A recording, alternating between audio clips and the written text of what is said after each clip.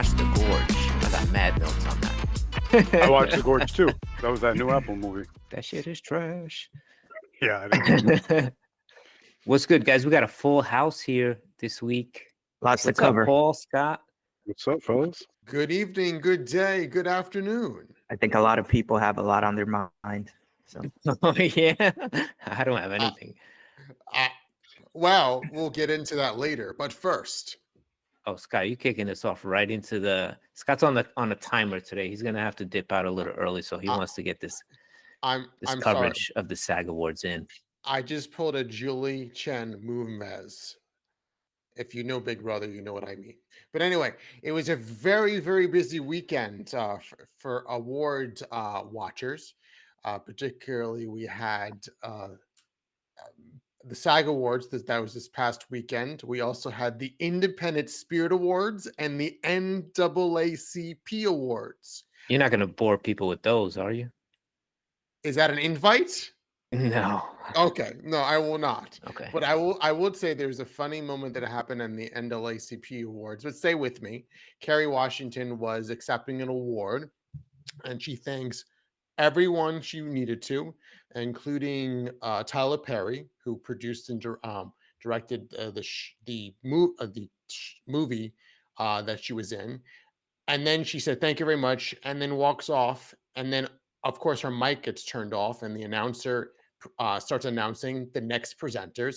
And she looks like she forgot to say something, and she walks back to the microphone. And the mic, of course, is off. So the other presenters calls her over to the other side of the stage, and she goes, I don't think I thanked Tyler Perry. And they're like, the audience yells, "You did." And even the announcer, which normally doesn't speak out of turn, the announcer of the award show said, "You did." So she's embarrassed, and then she's like, "I'm sorry," and then she walks, and then she just continues to just walk off stage, backstage. I don't think that's ever happened before, that someone thinks that they forgot to thank someone, but they did. But the SAG Awards had a couple awkward moments too. I don't know if a lot of you guys picked up on that or not, but I wasn't aware that those other two were on this week too. I do want to watch the Spirit Awards. I'll probably watch a stream or repeat of it, but I thought the Spirit Awards always came on a random day, like a Thursday or Wednesday or something. Live streaming on Twitch. It was streaming on the Independent Spirit on their YouTube channel and IMDb's YouTube channel, and it starts randomly at 2:30 in the afternoon, which is what day was that? Was that Saturday or Sunday? That was Saturday. Okay. So if you're not looking for it, you're not going to find it because it's not on Yeah, TV. you got to be in the know for that. I think they're yeah. releasing the SAG in the entirety on Netflix. I think it came out today. It's available previously recorded. It was live streamed on Netflix, but it's available previously recorded in its full telecast. It's streamed on Netflix, the SAG? Yes, it is. This was Wow. this was the second year that it was on Netflix. They're really trying to hit up the live events. Yeah, big time. First Raw, now SAG? What? Yeah, two different worlds. So tell us a couple of the headlines other than the technical difficulties from the SAG Awards. Well, I wasn't even going to hit anything about technical difficulties because I thought that I find that to be the charm, because it's the only live award show. It's a live show, but it's a live show that's specifically produced by the actors for the actors and actresses, because they vote on it's for the SAG AFTRA union, so they're voting for their peers. Yeah. And there's 150,000 SAG AFTRA members that voted for it. There were a lot of non-surprising things. Demi Did Moore. you say 100? Did you say 150,000? Yes. Oh wow. Yeah. Demi Moore also won, which seems like she's the front runner. For continue on. There's really nobody else in that category, to be honest. Well, They don't even talk about a close second. She just sweeps everything. Wait, can someone explain something to me? Can someone tell me what's going on with the Amelia Perez drama? Because she was noticeably absent. Amelia Right, from Perez the is a award. movie. I don't think that's a person, right? No, with the actress that was a big front runner. Now is Oh, she pulled said a back bunch of because of racist Trump. stuff back in the day, and she got called out on it. And then her publicist and Netflix kind of dropped her. And Was that yeah, Carla? that's kind of the gist of it. That's Carla Sofia, I think. I'm not sure. Because I she don't know was her name. absent from the awards from the SAG. Well, I Okay, don't. yeah, probably due to that. When did Well- that news come out? Is that recent or is that old news? No, this was post Globes, I think. Yeah, it's been going ongoing drama about it, but I didn't know what the exact thing was I behind it. wasn't aware of that, but so She was so a she'll big probably front just- runner. She'll probably just be absent from all the awards. Then if that's the case.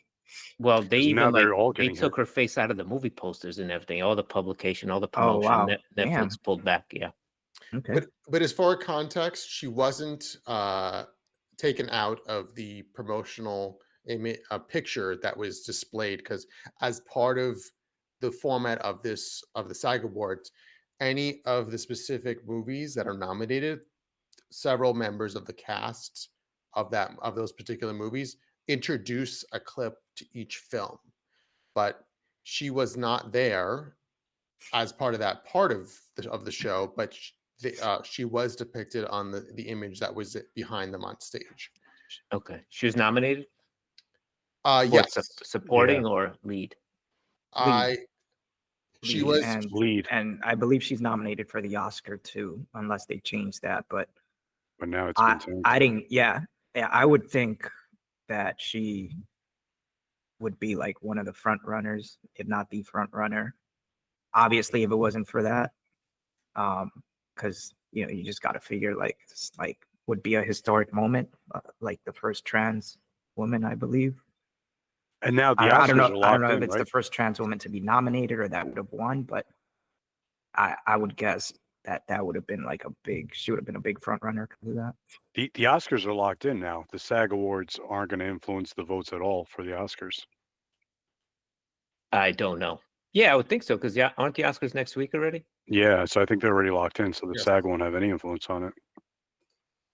well, the Academy Awards are on March 2nd, so it's one thing. I think I said a few weeks ago, it's one thing after the other. Yeah. February 9th was the Super Bowl. The 16th was SNL 50. This past weekend was the SAG Awards, and then the big marathon of Sunday fun days are bookmarked with the Oscars. Yeah, February is a busy month. Oh, that's what I meant, the Oscars. But as you mentioned, as far as history, Timothy Chalamet won for A Complete Unknown for male actor in a leading role. It made him the youngest actor to ever win a SAG award in the Oh, lead wow. actor category, Wow. surpasses Nicolas Cage for leaving Las Vegas. Classic. Was that a big one of the big shocks of the night? I felt like that was a surprise, him winning. Yeah, because everyone was putting their hats on Adrian Brody, right? Yeah. Yeah. It's been kind of like 50-50 who's going to win the Oscar. I think Brody had some momentum early on, but maybe now that shifted. Yes, I want to say all the categories were like really, it seemed like they were really tight to me. Like anybody could have won. There was like somewhat favorites, like Adrian Brody, but if anyone wins, it's like, okay, it's not like, oh, they don't deserve it or anything. But I thought this one was a little bit of a shock. But even in the cold open, it was a running joke with Timothy. Like he's gone to all these award shows and hasn't won one. Yeah. So like for It him only to pull this off was pretty like kind of an upset. it only takes one because Adrian Brody's been pretty much the clear front runner, which Yeah. is why it was surprising. And it's the most, the most inspiring award for him to win because his peers voted for him. Yeah, but he wants that and had Oscar. That's the big one. Well, People are That's so, the one that they put on the billboards. well, you people got are so divided on his speech. I thought that was ridiculous. His speech wasn't bad at all.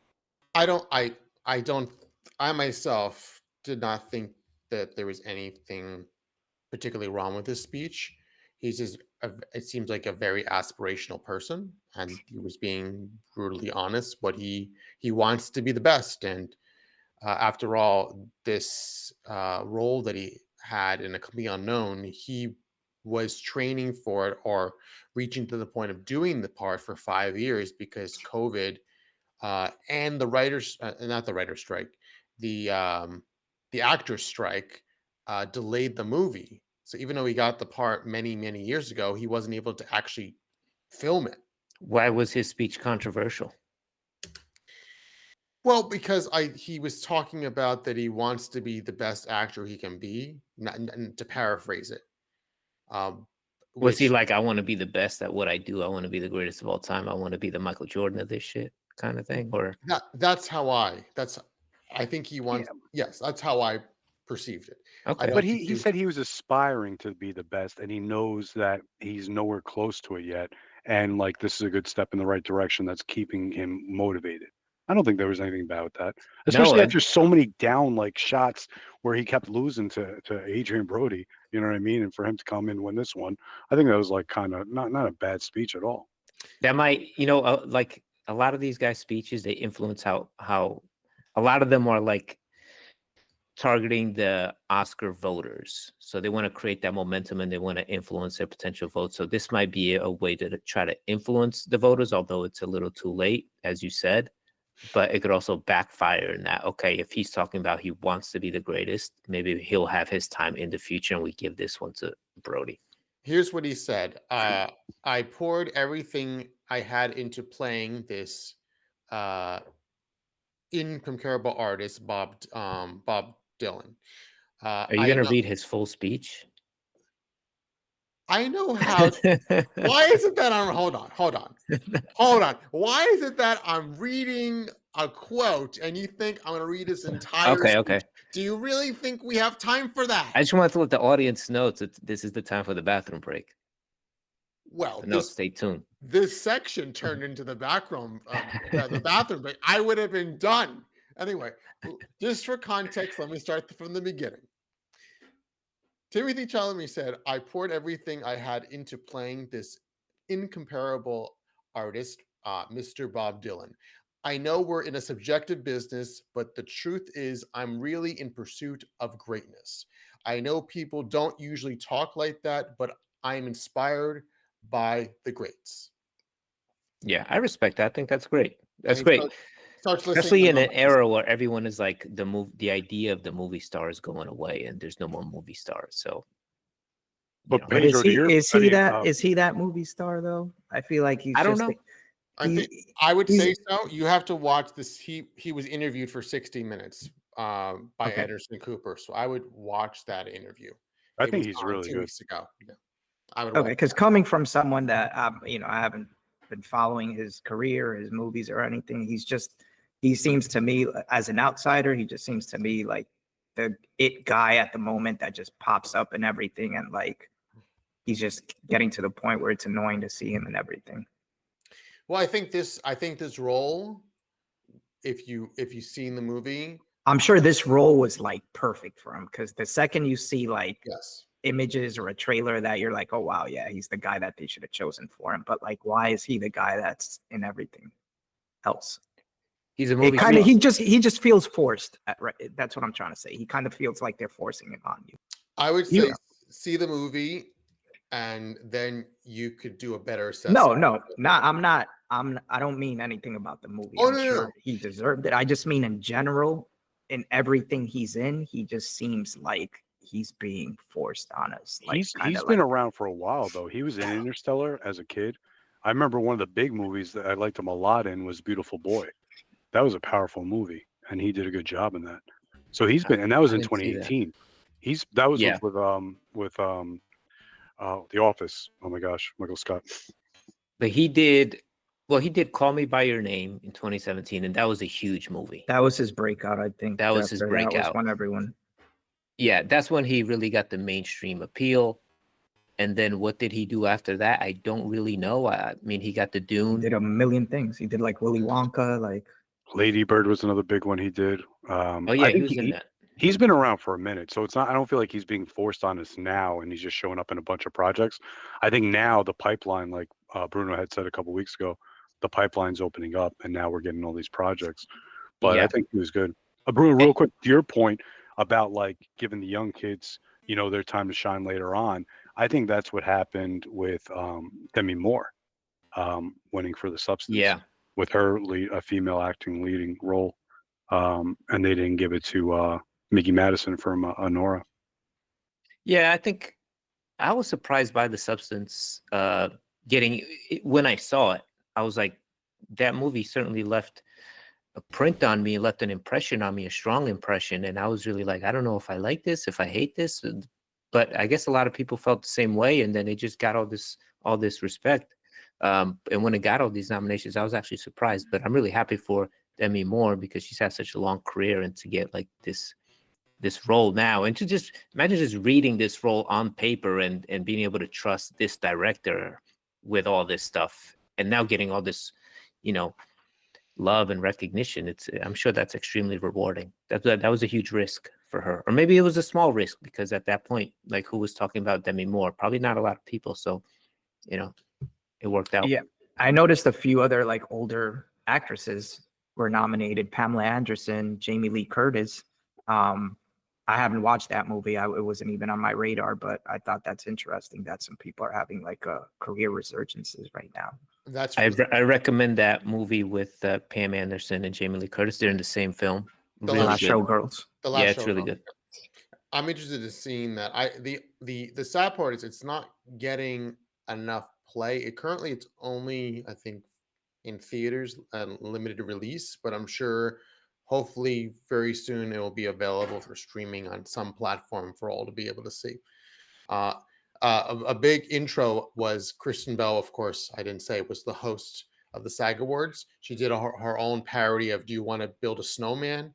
but basically showing old clips of various actors and actresses, which was pretty well done because they were showing on the screen, on the stage, and then showing little boxes of each actor or actress, like old clips of Timothy Chalamet, Harrison Ford, Selena Gomez, Jodie Foster, Ellie Fanning, all in different movies and TV shows from a long time Yeah, that ago. was cool. I like that. That was cool. They also did a funny moment where they showed how many actors and actresses were in Law and Order, and they made a point to That was show good. That was good too. all. And when they were done with the piece, they went, "Raise your hand if you've been in Law and Order." A Law and Order is like a rite to passage for like some actors. That's like one of the first gigs you get. That's the first thing on your reel. Well, you would hope it gets to be one of your many things on your reel starting out, because you don't just get that as your first acting gig. There's other auditions that come possibly before. But there was a funny moment also. Jessica Williams, as part of the start of the show, they have a "I'm an actor" segment where they have various actors and actresses that are nominated for awards do a little open brief monologue to say how they became an actor and the big moment of getting your SAG card. So she was doing there, and the way the room is set up is based on dining tables, round tables. So she was doing her part, and Harrison Ford, like right when she starts talking, grabs some food and puts it in his mouth, and says, and Jessica says, "I told you not to look." I think I saw that one on Twitter. And like before she says it, like he really slowly like takes the food out of his mouth, not looking like he cares, but he's like, "Oh great, this is a great moment." And he sort of like literally like does not look at the camera, looks away, and she like after they're done, then he looks, and he's like, "I told him to turn away, don't look." And that's pretty much, Kieran Culkin won. And then that was a surprise. That was a big surprise too, wasn't it? Yes. No, he's been winning a couple. He's been winning. He's been winning. But I didn't think he would. I don't think he would. That he was going to. He's been the front runner for a while too. Yes. Jane Fonda got an award Lifetime Achievement Award. But of course, they said that she has a 4th and 5th act to go. This is not the end of her. And she made a fairly political speech based on the political climate. And that's pretty much all I got. Conclave star Ralph Fiennes also Rafe. cracked a Rafe. joke.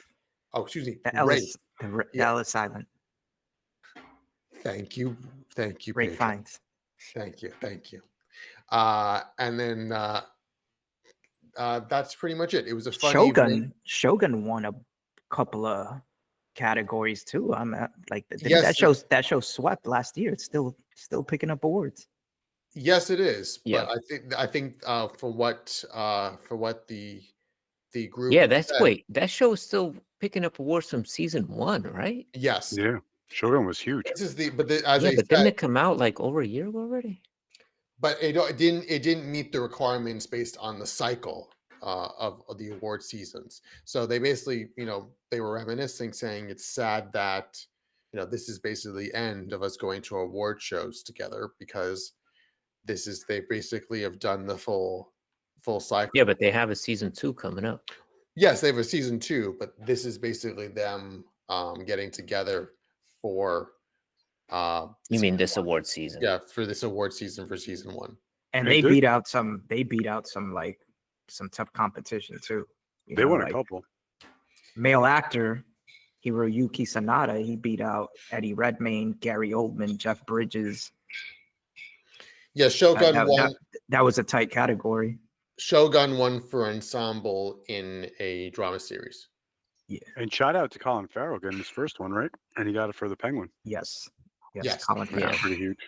And that was for actor in a TV movie and limited series. But he was very thankful to all of his, the various people working on the show, because he also made a point to say that it's a big responsibility of being the lead, but it's also not only the lead that deserves the award. Oh, he won the Golden Globe too.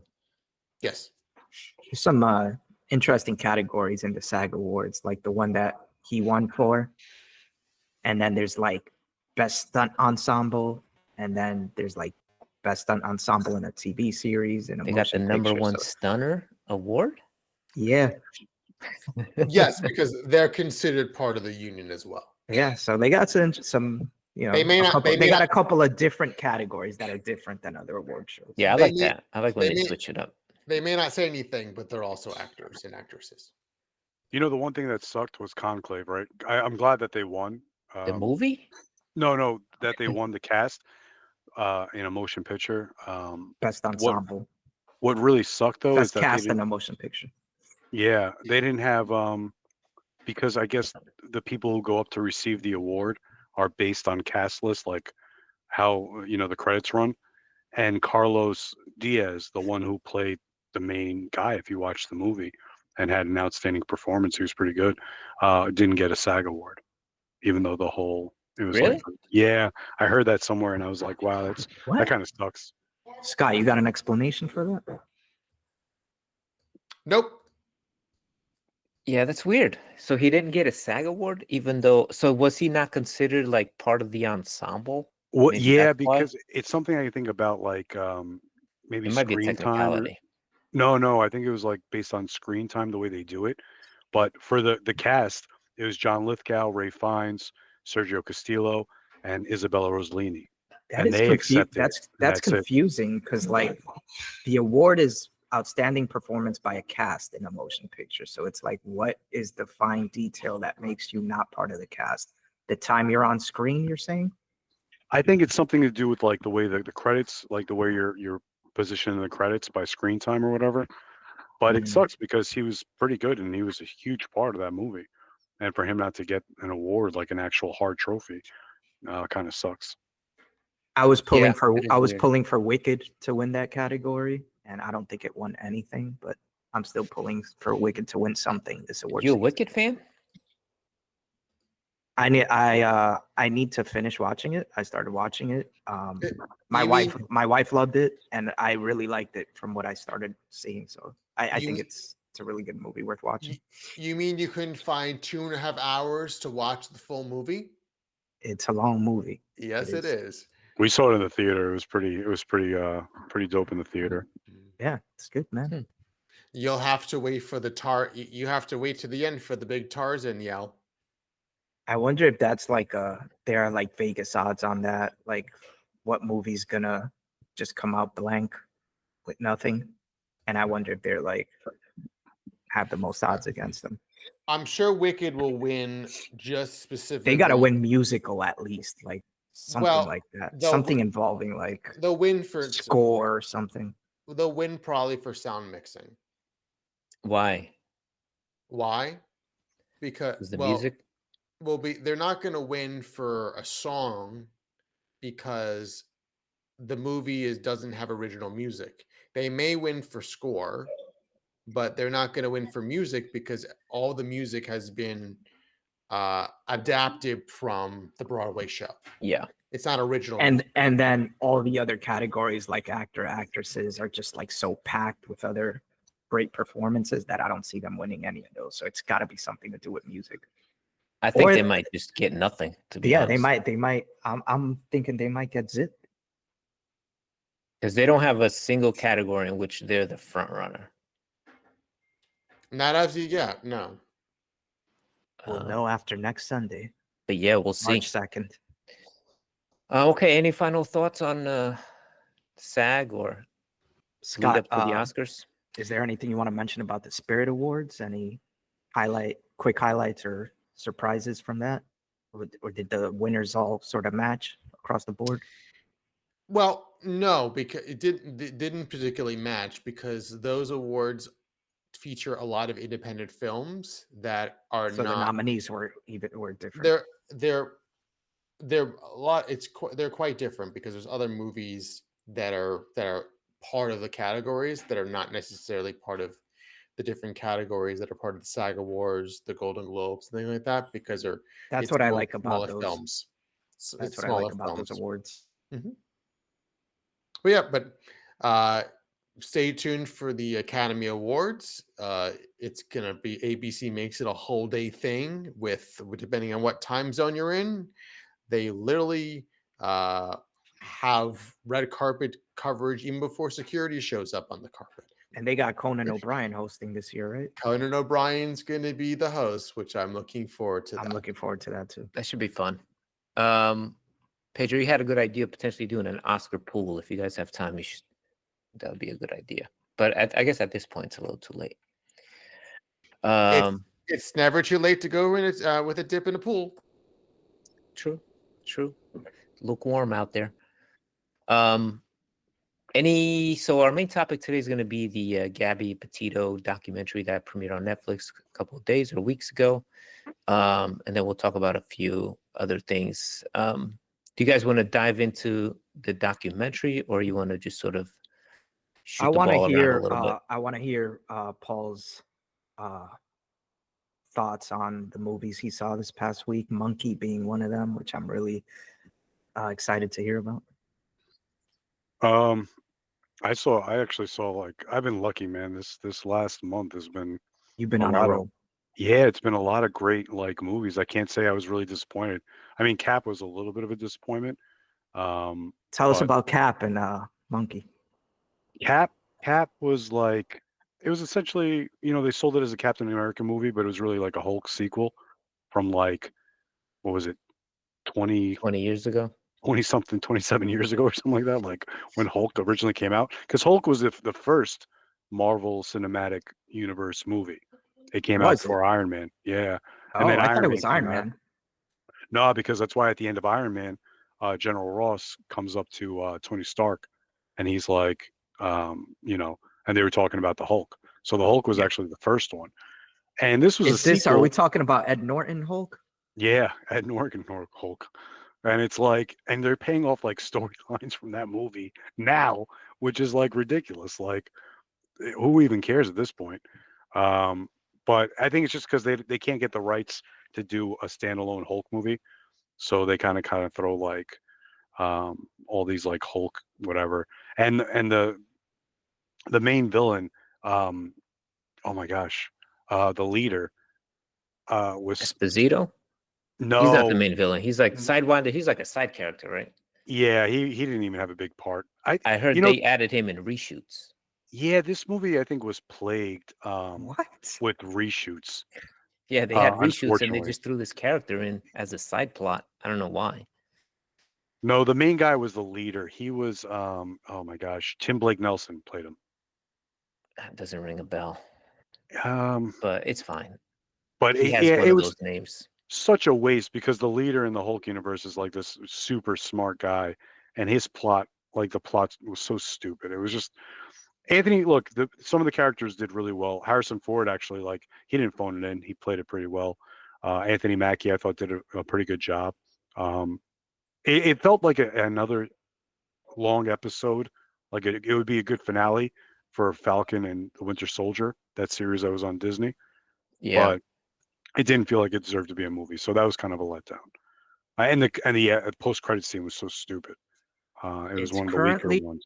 49% tomato meter, Yeah, it's one of the worst capped movies, and I feel 80% bad popcorn meter.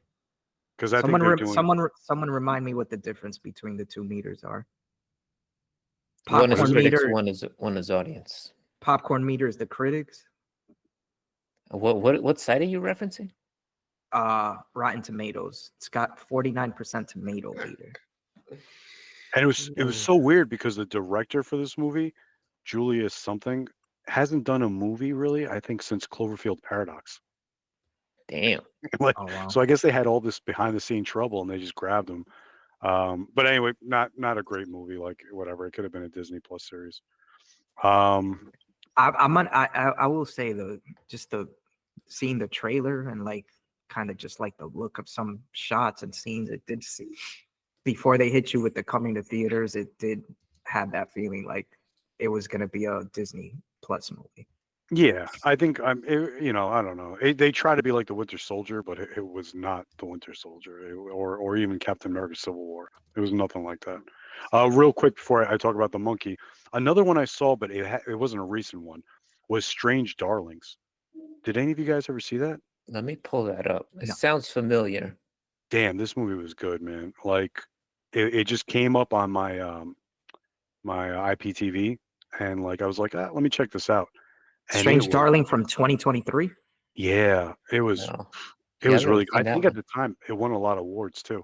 This is a really good movie. It's like a thriller drama with about a serial killer. Yeah, I remember hearing about this. If you guys have the time, I would Last definitely year. recommend to watch. It was like, and the way they did it, they broke up the movie into chapters, but they I jumped love that. around. Yeah, but they didn't like, it wasn't like chapter one, chapter. They jumped around, so it hit you with like chapter 5 or whatever, chapter 4 in the beginning of the movie, and then it jumped back to chapter 2, and then to chapter 8. But because of the plot of the movie, it worked so well. It made the movie like really interesting. It really flipped it on you. I would recommend it if you guys have time. I don't want to spoil it. Where did you see it? I have like an IPTV, PTV. What I have, Gotcha. I Okay. got it on there. 96%. Yeah, really good tomato movie. meter. I would definitely recommend. It has a little gore in it, because it is like a serial killer or whatever. Yeah, it's But it's not like, it's not gore porn like where you're worried about like a saw or something like that. But it was good. It was a good story, and the way they did the chapter breakdown was pretty great. How it drew you in. All right, so Monkey, right? Monkey. I don't know if you guys know, it was the same director writer from Longlegs, Osgood yes. Perkins. Yeah. Now, Osgood Perkins, does anybody know who his father is? No. Norman Bates. No Anthony way. Perkins. Yeah, that's his pops. So he What? has like these big shoes to fill, right? So like this whole movie is all about like daddy baggage being dropped off, like, um it's a wild ride, man. It was really good. Um, his dad died. His dad died, I think, of AIDS, and his mom actually died in 9/11 in the plane crash. She was on one of the hijacked planes. Oh So wow. you see these influences in this movie. Um, it's not at all like what you think the trailer portrays it to be. I mean, it is, but it's a lot more comedy than what I was anticipating. Um, That's a I good thing, right? You're saying that as in a good way, right? Yeah, it's in a good way. Like, it kind of like it draws what it is. It's not trying to be strictly horror. It's not trying to be strictly comedy. Some things were a little off-putting. Like you saw the scene in the trailer. I don't know if you saw the trailer with the priest. Like that felt like out of place. Like, but there was a couple things in there um, that was like a little out of place, like a little too much comedy. But it was good, man.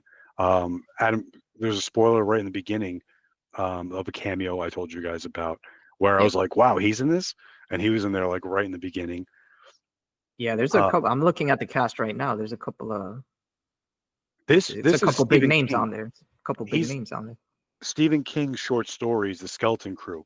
Another one of the stories in that collection was The Mist, which was another like really great movie. I don't know if you That's a guys saw great that one. movie. Yeah. Yeah. So this short story collection was really good. It's funny. Originally, like from the story, it was the monkey with the symbols, right? But Disney, because of Toy Story 3, had the rights on that. They wouldn't let them use it. So they had to change it to like the drum and the thing spinning. But in the movie, it worked so Interesting. well. This monkey man was terrifying. Like, I'll say one thing about Osgood Perkins. Like, um, his his visual. Hold up. Hold up. Hold up. Sky, you gonna sign off? Sky's gonna leave us early today. He's got to take care of some things. Yes, I am. But not to change the subject, but the Gabby doc, I think it could have been one episode because I think we're going to be talking. You're going to be talking about that. But my Yes. 2 cents is that it should have been 1 hour and a half.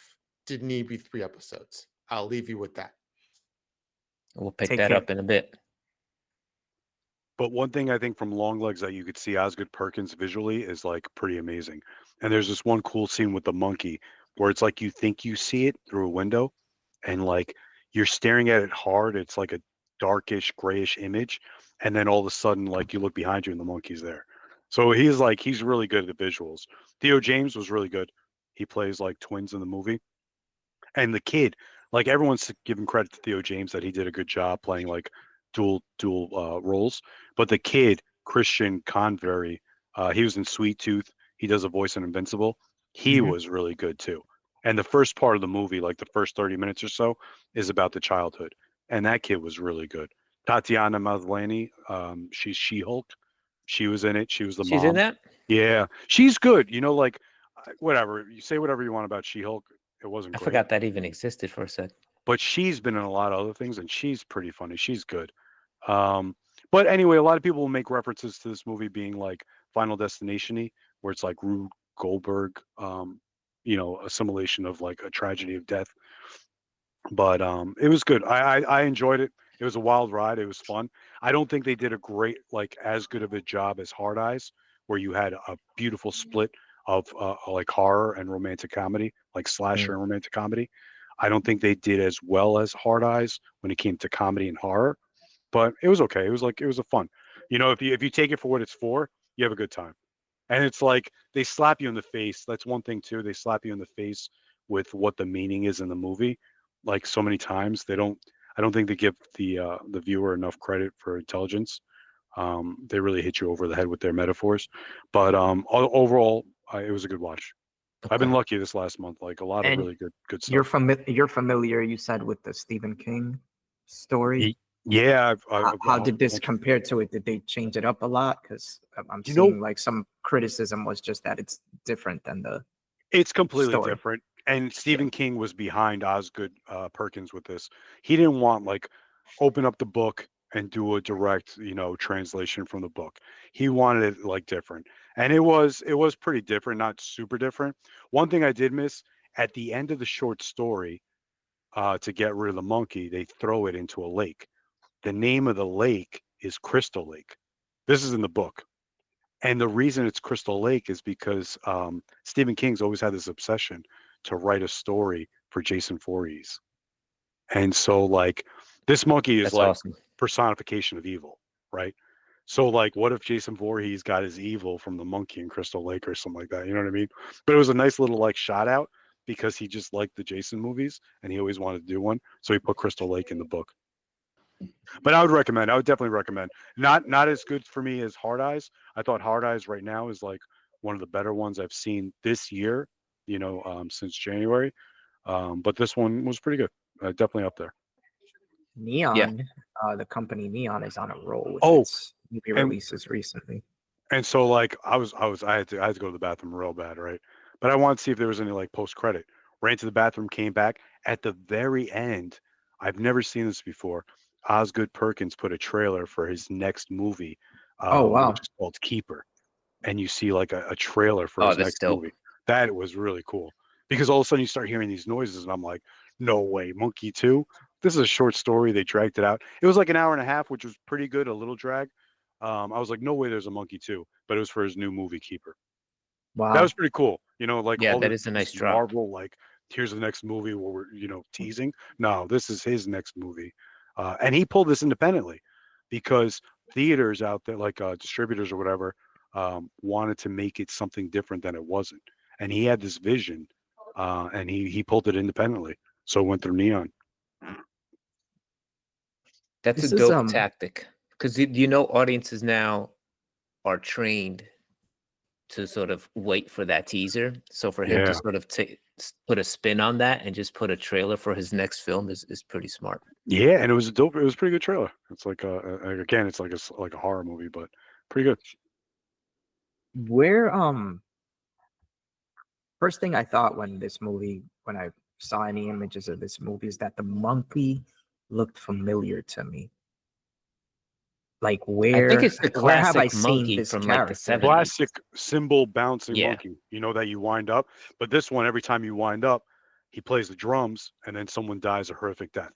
Like I that think was it's the based difference. on an actual toy. That's why it looks familiar. That's what Yeah, it is. but they Because I couldn't couldn't use that toy because of Disney. Yeah. Is that an actual Disney toy or just Disney because it showed up in Toy Story? They Story have, like 3, so rights they- to it or something. Yep. And because he was running independently, he couldn't fight it. Okay. So he was like, let's just change it. But it played out really cool.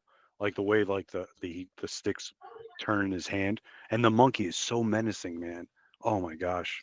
Yeah, I Really mean good. it's a hideous looking toy, but I know I'm like, wait, I've seen that thing before. Like, where have I seen that? I didn't know. And he if it does was- this smile right before he's about to drum and he shows his teeth, man. And it's like, it's horrifying. But he's good. The visuals, I got to say, like, whatever. If you don't love the plot, you don't love the plot. But visually, Osgood Perkins. And some of the deaths are just ridiculous. That was the other thing, too. Like, just ridiculous, like, over the top.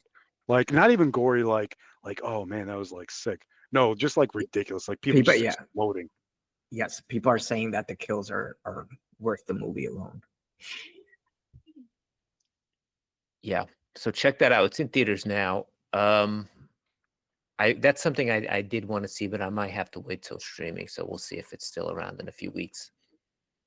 Okay, you guys want to kick it off to Gabby? Oh, wait, you said you had the Gorge you wanted to talk about? Yeah, it's barely worth reviewing. You said you saw it too? Yeah. Before you guys start, the trailer did show up, like it did autoplay for me when I was on Apple TV, and the first thing I thought is that it sucked just by seeing the trailer, and the second thing I thought was that it was a series. So I was surprised when Paul, you mentioned it last week as a movie.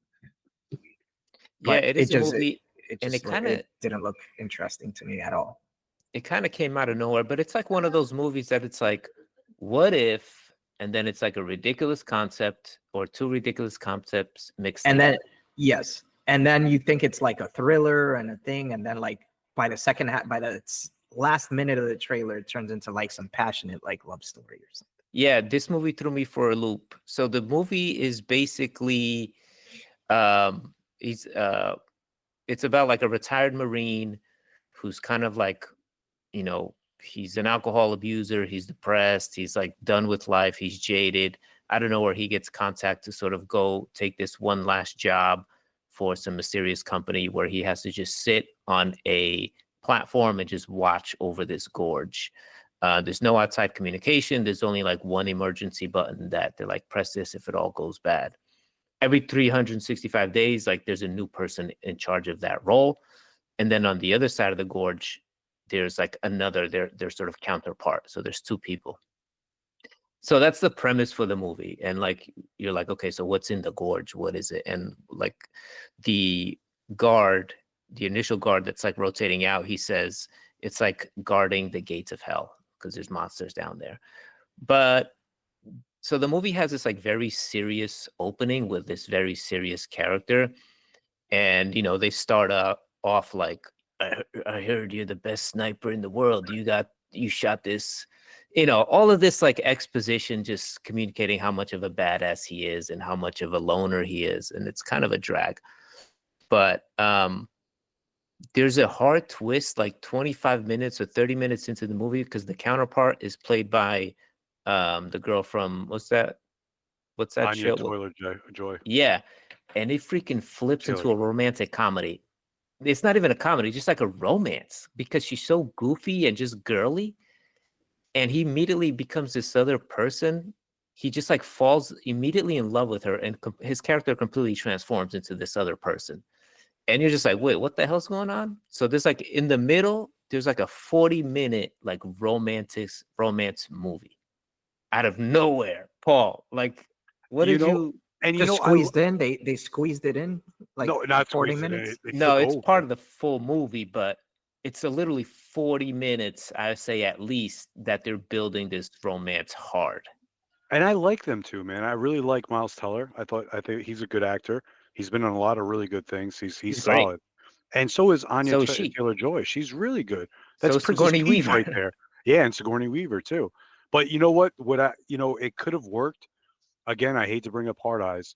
That chemistry between the two leads, especially Mason Gooding, he was so charismatic. It sold it. They had chemistry. Yeah, These but two, I didn't feel any chemistry between these two. because Like they it felt force so it on fake. you.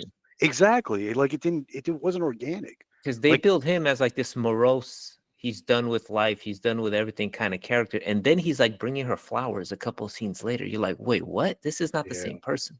So it's very weird. She also has like a Lithuanian. She also has like, she's Lithuanian. We see her in Lithuania with her dad. He speaks, I don't know what they speak, Lithuanian, Russian maybe. She speaks English, of course, and then they both speak English, and then she speaks English the whole movie, and then by the second half of the movie, she doesn't even have an accent anymore. It's just like, but It's so I guess, inconsistent. Like you could hear music across the gorge, but you can't like scream out to each other. And yeah, like you can't like it's so cheesy, man. It I just was was cheesy. one of the interesting concepts. So they're so far away, they can't hear one another. They can see each other with binoculars. So I'm like, this is a really interesting concept. Like, how are they going to hold up a story for 2 hours when the characters can't communicate and they're both isolated? So they use these cue cards or notepads and just type to each other, write to each other, and then you can see through the binoculars.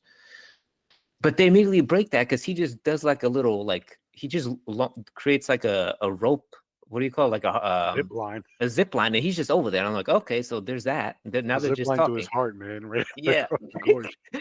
Like, and then, you know, okay, so the last question is like, what's in the gorge? And it's like a mix of like zombies, Pirates of the Caribbean, and like weird creatures. It's a bit of, it's kind of all over the place. The concepts, they look pretty cool, but that was all right. Yeah. But They it threw just, zombies and creatures into that. yeah. Well, So that's what's down there. the director or the producer, whatever, was Scott Derrickson, and he's the one who did Black Phone. He did Sinister. Damn. Like he did Doctor Strange in the Multiverse. He did like a lot of these movies. Yeah. So I was hoping a lot out of this movie, and like, no.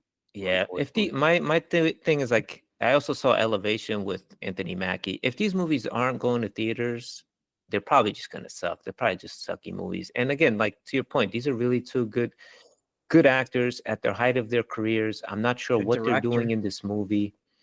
So I think Apple's had a couple like not great hits. I didn't see Wolf or Wolves, whatever it was. yeah, With that was supposed to Brad be Pitt. okay.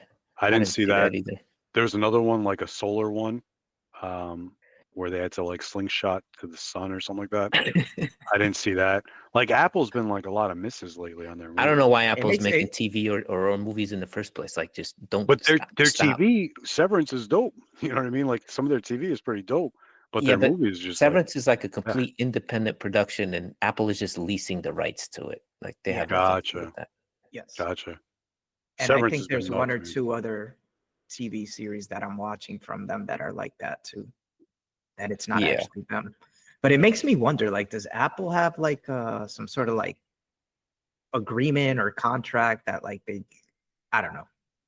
It seems like they drop something like this every once in a while and they get like big names and it's just like a bad A whack movie or movie. TV show. And it's like, it just makes you wonder, like, did they have an agreement to like cast like certain actors or like big name people Yeah, just actually, to get, you know, eyes on their platform?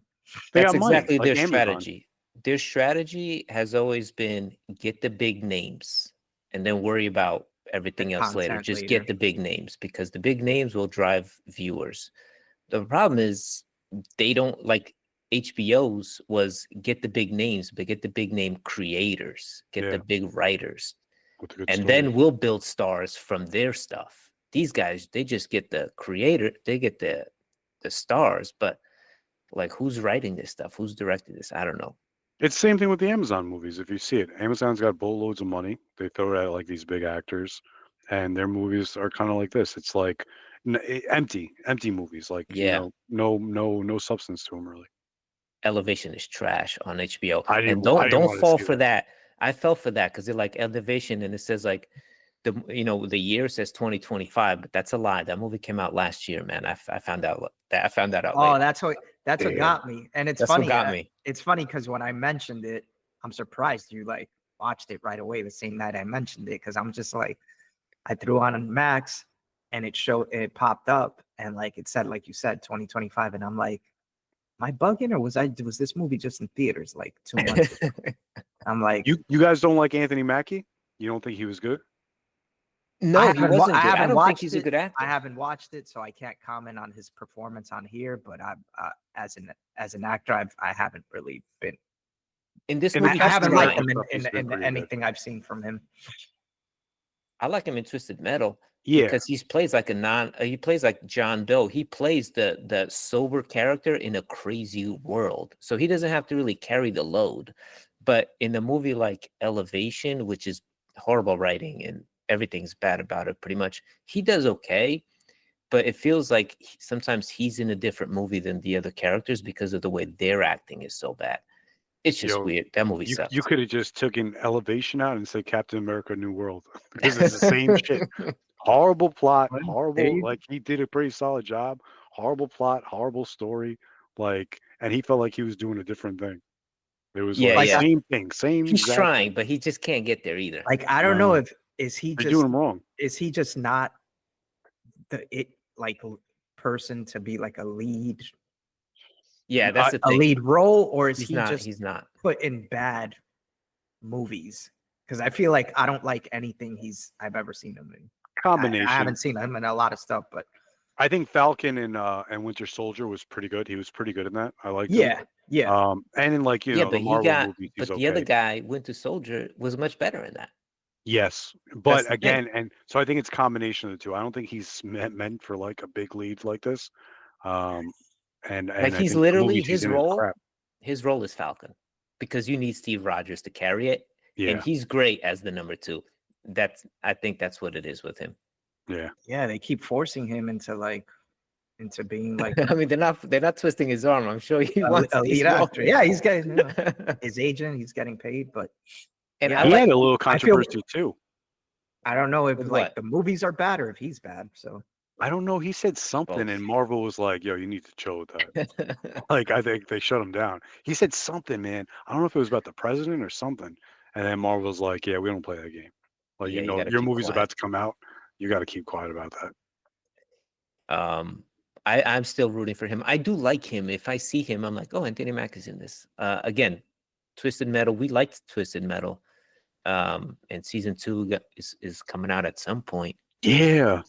is there for Elevation? Was anything interesting about not the movie or the acting, but the plot as a sci-fi movie? Because as a sci-fi fan, I'm always just interested in the plot and the premise and where it takes place and that type of stuff. Yeah, it was kind of like M. Night Shyamalan and like sci-fi. So obviously, again, it's like I said before. It's like, what if we put this and this together, and that's the movie? This one is like civilization has moved to like the mountaintops because after a certain point of elevation, 80,000 feet or whatever, these creatures, they just don't go up there, and these creatures are just killing people. They don't go up past 80,000 feet or whatever the elevation is. And then they're like, oh, my son is sick. I got to go down to the hospital and get the medicine. Right. So that drives the plot, basically him having to go get this thing. And it turns out, can I spoil it? It doesn't matter. Yeah, go ahead, please. It turns out, this movie's brave too, I'm going to tell you.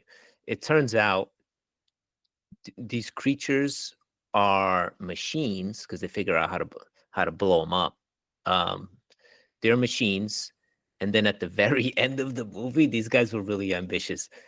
There's like a post-credit scene because they don't answer where they came from, but you just see like them looking in the sky, and you see like three like I don't know, orbs flying down to Earth, as if like they're ever gonna make a sequel. But they should have just got that money back and just you be like, nowadays you have to set everything up as a franchise just Yeah, in case. just in case it hits. You know? just in case. Yeah, but the just in case that went wrong here is you don't know. The movie's not really solved in terms of like what these things are, where they came from. So it doesn't really answer that question. Anthony Mackie is like Taylor. I can't say his last name. Kitchens, whatever. He was John Carter. He was in Varsity Blues. Oh. He was in John Carter. He was in a bunch of things. Guy's like a good actor, but he can't be a lead. John Carter was he was in True Detective too. Anthony Mackie's like this guy. Like he's a good number two, man. He's like above and beyond number two, but he ain't a solid to one. Yeah, he's not, for whatever reason. It just, And he gets put in again, shitty movies like Battleship, like Wolverine's Origins. Poor guy, man. He's yeah. a list of shit movies. Yeah, he who might knows? need to Maybe go back to. He might need to go back to, or he might need to like do like a indie, like real like indie drama and like act his ass off to. Yeah, I think he's good Get in back like a CSI type weekly, where he doesn't have to do too much. You know, he could be Anthony Mackie. He was in Waco. He was like the David Koresh. He was I think he was the main guy. And True Detective too. He was pretty good. Anthony Mackie was David Koresh. No. that'd be a multiverse one. But man, best of luck to Anthony Mackie, man. Yeah, he's He good. also like, they were like, yo, you're the new Captain America. Like that was never gonna work out, bro. No. Steve Rogers. Yeah, I they mean, put that guy in a tough situation. yeah. But yeah, we'll see him in Twisted Metal season 2. Looking forward to that. All right, Gabby Petito, American Murder. American Murder's that apparently title gives it away. It's apparently a series, right? That they do different stories as limited series. Because I know I've watched like 2 or 3 other Netflix shows that have the same name, American Murder. It might and be. then it turns out that, like, at least from what I saw on my Netflix app, was that there's like 2 or 3 other limited series named American Murder, and then like the name of the series. A lot of murder happens here, so they're probably not even related. It's just like there's so much murder. That's what I thought. I'm like, damn, why are they all named the same? But it must be like you know how they have Untold, Yeah, and it's like sports documentary stuff. This is apparently like their murder. I was thinking about, like, as I'm watching this and as I was nearing the end, I was thinking about, like, how do I review this? How do we review this thing? Because it's not like The Gorge or like Captain America, where you sort of take a critical eye to this kind of storytelling or production. But so I'm like, well, what do I feel about this thing? I feel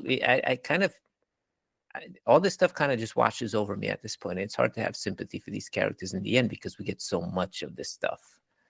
The crime, murder, mystery limited series genre is like, it's taken off recently in the last couple years, to the point that, yes, you know, it's like there's a lot of content for this out. Seems like every week there's a new one. I that think he it went blew to. up during COVID with the true crime podcasts, All This of And then- particular story, Tiger King and all that. this story in particular was a COVID story, and I think that's why so many people gravitated toward it because a lot of people probably home or And not that busy. the story was huge. This was huge Yes. news when it was everywhere. I remember. And I don't this was remember it. I don't everywhere. remember it at all. I remember, I guess, like chronologically, I remember episode 1. I don't remember them discovering her body or what happened to the boyfriend, but I do remember the news story about, her her being missing and everything. Okay, his parents are mad weird, insanely weird people. I thought Brian was a normal dude, even though everyone was saying how weird and off-putting he was. I didn't really get that impression. And I found it, and this is stupid thinking about it now, but given that I didn't really know how this story ended, I found it weird that no one was sort of backing him up or giving his point of view in the first episode. But then I was like, wait, this is, I assume she died, and that's why he was either in jail or dead too. Yeah, I don't. What do you guys think? The series was number 1 this weekend TV category on Netflix. Obviously, that's probably based off the strength of how big the news story was. The one thing I remember from the news story was that it was all playing out like in real time. The story was developing as Yep. it was happening, because it wasn't just like, oh, this murder happened, this person did it, we're reporting this. It's like, this girl is missing. It was a manhunt. There's all We found the van. There's all this footage. Yeah. They were travel vloggers. There's all this trail of video and like footage that was left from them. And it's like, okay, she's missing. And then like the boyfriend shows up at the parents' house, and this was all happening like every other day, like something new would happen. It's like, okay, so she's missing, he's Yeah. there. Okay, it's like, okay, now she was pronounced dead, and then he's not at his parents' house, he's missing, and then a manhunt for him. So it's like a manhunt to find her. And then was she dead? Was she still alive? Then it turns out she died. She was dead, and then it turns out he was on the run. Then he became a fugitive. So there was just, it kept changing. The story kept changing, but Yeah. everyone knew the way every news outlet presented it. Everyone knew from the beginning, like, this is most likely a murder done by the boyfriend. And it's a unique case because everyone's pretty much convinced that it's him, but yet this guy isn't in jail or anything, and he's not even like in custody. He's at his parents' house, and his parents They're not themselves talking to the police. they're not which is talking. crazy. They're not letting anyone out, so they're acting super shady, and they're acting guilty as hell, and they're acting like they know what happened, and they're protecting their son. Yeah, the craziest thing was the police show up at the parents' house when there's a missing persons report, and they're like, "Oh yeah, Brian is here. He flew in 2 nights ago." It's like, bro, why is the van in the driveway? Like, Yeah. he flew in, but the van's in the Yeah. driveway, and they're like, "And by the way, we're lawyered up. We're not talking to nobody." It's like, what? That's Mhm. crazy. Now I gotta say, as a parent, it would be ride or die. You know what I mean? I'd Thelma and Louise it. I'd be out too. So you'd be the mom with the burn after reading note. I'd hate to say it, man. Like, yeah, well, I wouldn't write a stupid note like that, but like, I'd be like, yo, what we gotta do? You know what I mean? I don't know, Pedro, how you feel now? New pops. Like, Yeah, what I mean, would happen? you can't blame the parents for being parents. Yeah, I think I would it be. was a weird situation, because at that point, when that part of the story was becoming apparent, that it's like, were the parents involved? Are the parents hiding something? Are they, did the parents like help hide the body at some point? Did the parents even like how deep into this are the parents, or are they just being parents and just harboring their son until their lawyer figures it out. He, I you know what happened. Like, this went down. He probably called him. He's like, "Mom and Dad, I fucked up. Yep. Like I need help." And they were And like, we "Come and home right now." yeah, and nothing, and that's up to us to think of it that way. But there's also the probability that he just was super ambiguous to his parents and said, "I'm in trouble. I need to stay with you for a while and just get a lawyer, and I'm not going to tell." So there is the probability, there's the chance that the parents didn't know anything, but they just kept it like that. They said, "Okay, we don't want to know anything, but we'll support you in whatever you do." These were standard, like, middle Americans. For them to drop 25 G's on a lawyer like that, like wire, like, set that up, they had to know something. Yeah, they No, knew. no doubt about it. Like, and what I found was weird, like, And then the note that said that she would help him bury a body yeah, if she had to. they knew, like, look, you can't, like, whatever. As a parent, I can't say that they're wrong. You know what I mean? Like, they're protecting their son, right or wrong, whatever he did. That's their flesh and blood. That's their child.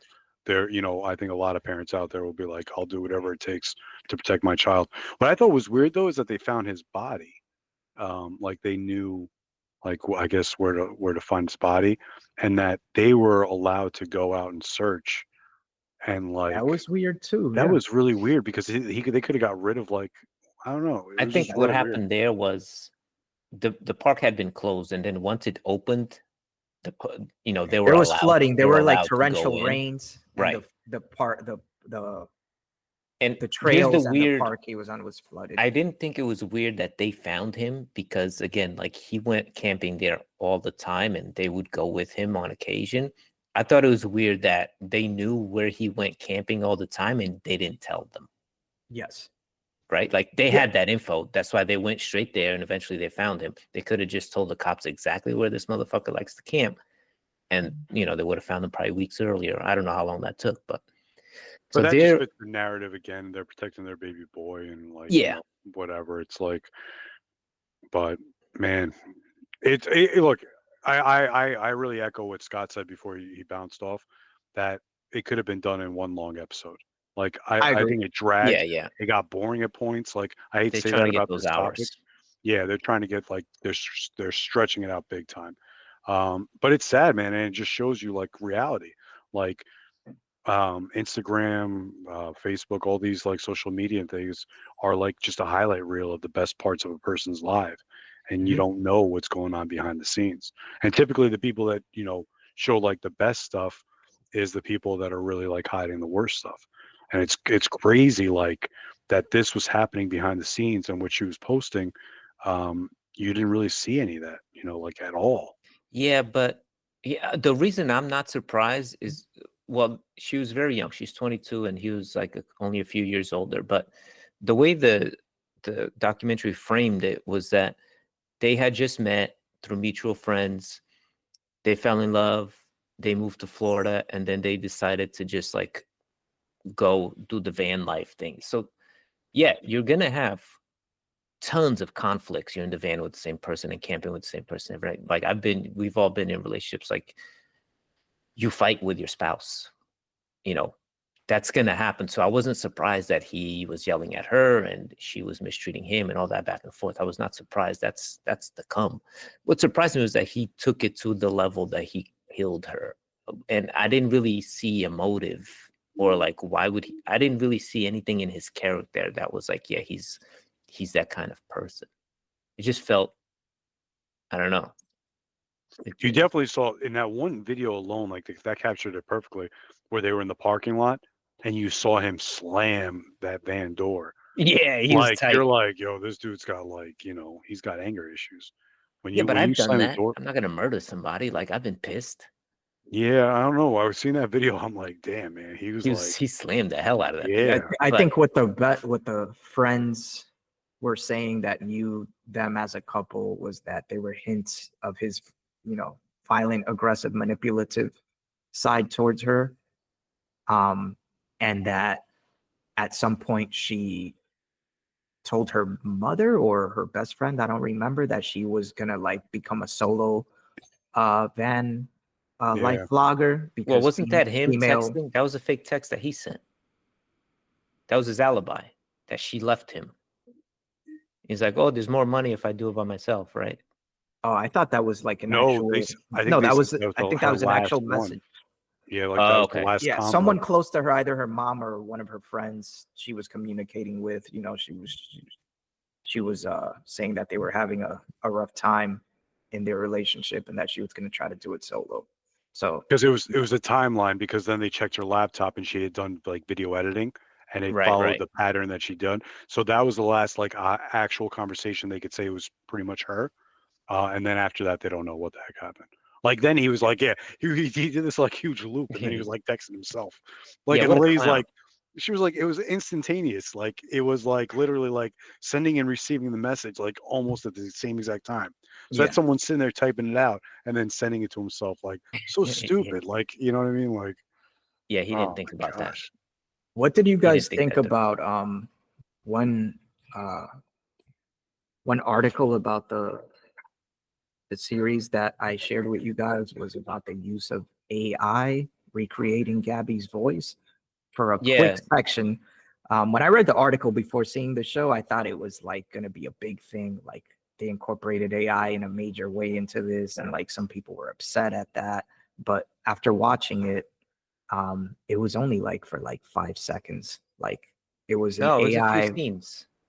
It Was was it? I basically only saw anytime. they like did an animation of a letter No, that she it was her wrote, voice record. and the AI voice recreation read the letter as if it Anytime you was heard her her. voice as narrating something she had written, it was AI. But I'm with you. I had no problem with that. I had no problem at all. That's I think fine. AI's got this bullseye. So every time you hear AI associated with like the film industry, it's like a huge like black eye on it. And I don't think it had no problem. It was actually, it helped the story. I think it helped you get more of a connection hearing Yeah, her voice as opposed exactly. to somebody else reading it. Like let AI generate her voice and we actually hear her in the story, and you get a deeper connection to her character in the story. I Well, her only character, caught, her real life self. yeah, I only caught it in that one short scene where she was reading a letter, and it had like a disclaimer saying, you know, this is an AI rendering of Gabby's voice. Yep. And I only saw, I don't know how many times it was used throughout, but that's the only time I caught it. And if it was used throughout, then the other times I didn't even notice. That's how unaware I was about it. Yeah, But they used it if they like 2 or hadn't, 3 times. if they hadn't put that disclaimer on, I wouldn't have even noticed. I would have just thought it was like an actor reading it, you know, as her. Yeah, yeah. And the parents Um, gave permission, so I thought I it think was the okay. hate on AI and in the film industry and animation, all that has gone too far to one direction. I think there's definitely bad aspects of AI, especially if people are losing their jobs. But if it could be used as a useful tool to somebody in the industry and people aren't losing their jobs, like why not? You know, if you can increase animation process and still keep jobs, but it's a beneficial tool, why not use it? Like why Yeah, does every time AI for come up, something like people like hate it? that where everyone is agreeing with it, then and you have permission, that's fine. I just think some people thought it, without seeing it, I think some people thought it might have been insensitive or like weird to have a dead person's voice like Yeah, yeah. in their I mean, documentary about their how death. how is that different than all the drone footage and horseback riding footage that they filmed to reenact the police during the search? Like Yeah, I they agree. filmed that, they produced that. That wasn't like, how else are they going to have that footage, right? Yeah, I Yeah. agree. So that I was a agree. recreation. So the voice was also a recreation in the storytelling. I thought that was fine. I had one nitpick. This kind of bothered me. So when she's missing for several weeks, everyone is like, all her parents and step parents are like, yeah, we texted this person, we didn't hear back. We texted this person, we didn't hear back. Like, I was like, does anybody fucking call anybody anymore? Like, I would have been blowing up people's. I would have said, I blew up this dude's phone and he didn't pick up. Like, you're texting, your daughter's missing, and you're texting and you're sitting there waiting. I'm blowing up people's phones. I'm showing up to your house. Like, Yeah. I don't understand people today. Yeah. Um, I had a nitpick with that couple that videotaped the van as they were driving through. oh, the hippies, the Yeah. Oh, nomads. and Yeah, they were so like, they were "And we got so many hits." another van vlogging couple that just happened to be in the same Yeah, national park at the same time getting footage. But that mentality of like, oh my gosh, we couldn't believe how many hits we got on our video. Like we have to post it right away. Like, I was like, wow. Yeah. You know, Well, like, that was a big break in the story because up until that point, It was in huge. the Yeah. investigation and in this news story, like they were kind of like deadlocked. You know, it was like she's missing. We don't know anything of what's going on.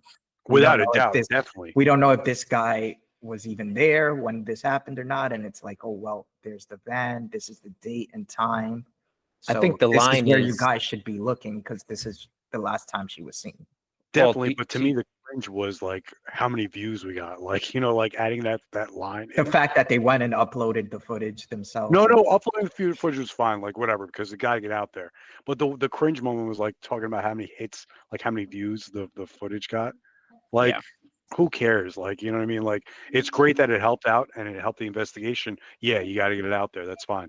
But just it was cringy the way they were like they were more, like worried about the views they got when it was like you're worried Everybody's about trying to be a murder star, investigation. man. Yeah, I think just there so was a weird, and this wasn't, maybe this was just a documentary not properly explaining things, but it was that incident that like she went back to the footage, she found the van and she published it on YouTube. And then there's another TikTok woman who was like, yeah, me and my boyfriend were driving and we picked up Brian. And it's like, if that were me, I'd be like, okay, I'm going to call the police and report this. But the documentary made it seem like people's priorities are just to like make a TikTok video or upload the footage and then just like sit and watch the reaction. That's the way the documentary kind of put it. I hope that's not what actually happened. I hope they phoned the police first and informed them. But yeah, to your point. Well, there was that lady that gave him a ride to the base camp site, and she mentioned she went to the police after she saw like some of this stuff that blew up from some of these other social media users. When she saw that, she was like, okay, I'm going to the police. So it did it did lead to someone else becoming aware and going to the police, even if the people themselves that were but you know, it's just part of this whole cyber sleuth culture that's happening right now. And that's why these true crime series are big and these news stories are big. And it was just such a big news story when it was happening that for a long time, I was waiting for a documentary to be made on this so I can know more and like know the complete story. But I don't think I learned anything that I didn't really know before. It was kind of like plain straight storytelling. You know, there wasn't anything deeper than what we knew from the news. Yeah, there was no mystery like sort of solved, but it was interesting. It's interesting now. She was a vlogger, so we had all this footage of her and her boyfriend throughout their journey, so that obviously helps in the storytelling and getting to know the characters a little bit. But you know, but it's not the first time we've seen this sort of documentary about that kind of person either. I thought it was obviously very tragic, especially that they both died, and we don't really know ultimately what happened. And the families, you know, just have to. I don't know about his family. His family's well, we know what happened. We know he murdered her. We just don't know what led up to it. Yeah, exactly. There's no real closure, I guess, for the family. I mean, maybe there is because they found the body. I don't know. You know, that's one of those like situations that you can never really relate to a person, but it's tragic. It sucks, you know, and now it's entertainment, sadly. No. Should we leave it there? Any final thoughts? Any recommendations? You guys, if you have a chance, like I said, Strange Darling, I think you'll like it. It's on Paramount Plus. I looked it up. Oh, It's coming. If it's not, it's going to be soon. That was a pleasant surprise. I just threw it on. I was like, oh, let's see. I've heard a couple times talk about it, and then to watch it, it was good. And the monkey too. Okay. White Lotus has been so good. I haven't watched it yet. I'm still like catching up on Severance. Oh, sorry, real quick, animation corner wise. Just two real quick recommends. Invincible season 3 came out. Invincible's such a good show. It's not for kids though. You know, I think it's like 16 plus or whatever. But for kids, Your Friendly Neighborhood Spider-Man on Disney Plus. Oh, that's good. So good, man. It was really good. Okay. It was like X-Men 97, but with Spider-Man, different universe, but really good. I Pedro, did. have you I watched? started watching the first episode of that, and it did have those like throwback '90s vibes. And I thought the animation illustration style that they did, where it physically looks like it's comic book paper because it's not like Yeah. that like It's vintage like feeling. Like it's just I thought it was pretty cool the way they did it. In line with all the recent Spider-Man's stuff that's coming out, and their animation it's styles being different and illustrations style being different. They're keeping the creativity flowing with all the Spider-Man stuff. and it's a different universe, so it's like it's got its own story to tell Different, where it yeah. doesn't The have to characters are rely on different and you. everything. Yeah, Yeah, so it has a couple cute, like cool changes, the Easter eggs, and what a dope remix on the theme song too. It's got the classic like 70s like Spider-Man, but with like a beat to it. Oh my gosh. Pretty good yeah. I show. think Really good show. Disney's onto something with these like throwback Retro annos. retro Yeah. looking animations.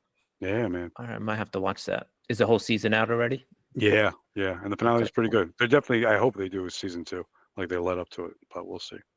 Last thing I want to recommend is Common Side Effects, another animation show that just premiered on HBO. There's like 3 episodes in, I think, and I think they drop Mhm. Mondays. It's more of adult themed, but it's Yeah, very I'm good. looking forward to that. I saw the pilot. I'm looking forward to the follow-up episodes and just seeing how Yeah, crazy it's really how good. crazy it gets. Yeah. All right, guys. Like, comment, subscribe. If you guys like the podcast and you comment on the podcast, it's going to help us a lot. So do that, and we'll see you next time. Peace.